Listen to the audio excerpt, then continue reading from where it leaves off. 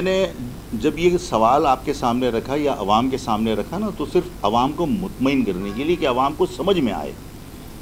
کہ جب کوئی بھی شخص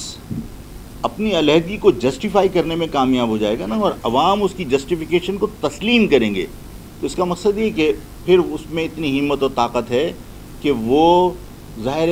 فیصلہ کر سکے۔ لیکن اگر اس کی جسٹیفیکیشن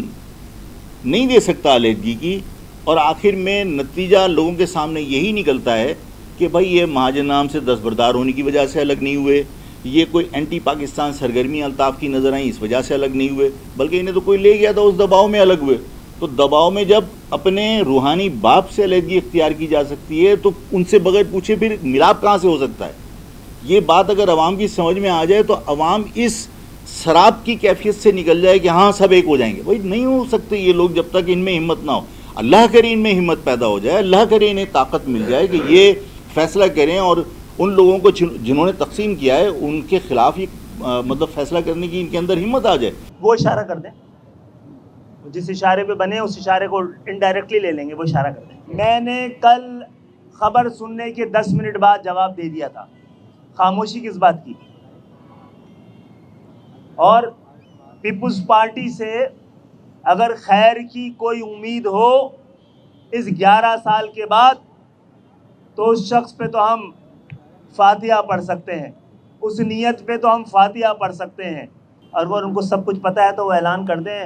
ہم ان کے اعلان پہ کو ویلکم کہیں گے۔ مسئلہ یہ ہے کہ یہ کہا جاتا تھا کہ ایم کیو ایم کے تمام دروازے تمام ایسے لوگوں پر جو اس جد و جہد میں شامل ہونا چاہتے ہیں اور اس پارٹی کے ڈسپلن کو سمجھتے ہیں، اس کے نظریے کو سمجھتے ہیں، اور اس کے آئین و قانون کے زیر سایہ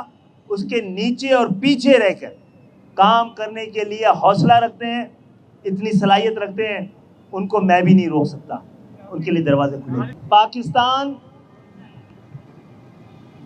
جس مقصد کے لیے بنا تھا اور جن کے مقاصد پورے کر رہا ہے، پاکستان کے اس تضاد اور اس تباہی میں 2 نوجولائی کے سانحات بڑے اہم ہیں۔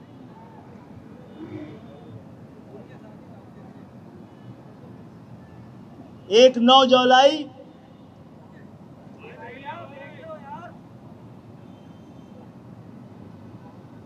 (1967) میں جو اب تحقیق یہ بتاتی ہے کہ بانی پاکستان قائد اعظم محمد علی جناح کی ہمشیرہ پاکستان کے جمہوریت کو بچانے کے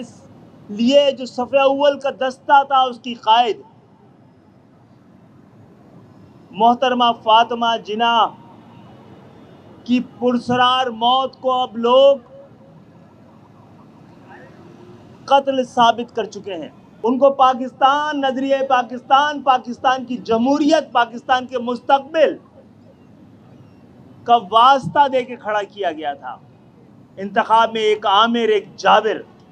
ایک ملک دشمن کے خلاف۔ لیکن اس پورے انتخابات میں دھاندلی کا جو آرکیٹیکٹ تھا،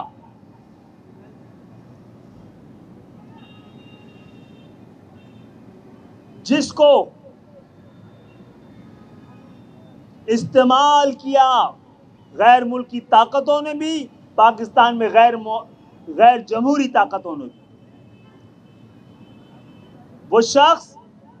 جس نے عوام کی کمر پر خنجر گھونپا تھا، پشت پہ خنجر گھونپا تھا، جس نے پاکستان کی جمہوریت کے دل میں خنجر گھونپا تھا، اس عوام دشمن کو انہی منصوبہ ساز طاقتوں نے اسی عوام دشمن کو قائد عوام کا درجہ دے دیا، اور پھر اسی کے ہاتھوں سے جمہوریت کے ہارنے کا سانحہ محترمہ فاطمہ جینا کا قتل، پاکستان کی تقسیم، اور اس کے بعد اردو زبان جو پاکستان کے اتحاد، پاکستان کے نظریے، مسلمانہ نے بر صغیر کی عروج کی داستان، پہچان، شان اور آن رہی، اس پہ کاری ضرب لگانے کی کوشش کی۔ ایک واقعہ 48 سال پرانا اور دوسرا 53 سال پرانا ہے۔ 9 جولائی ان کے درمیان قدر مشترک ہے۔ وہ لوگ جنہوں نے پاکستان بنایا، جن کے آباء و اجداد نے پاکستان بنایا، جنہوں نے ہجرت کی، جو نظریہ پاکستان کے وارث ہیں،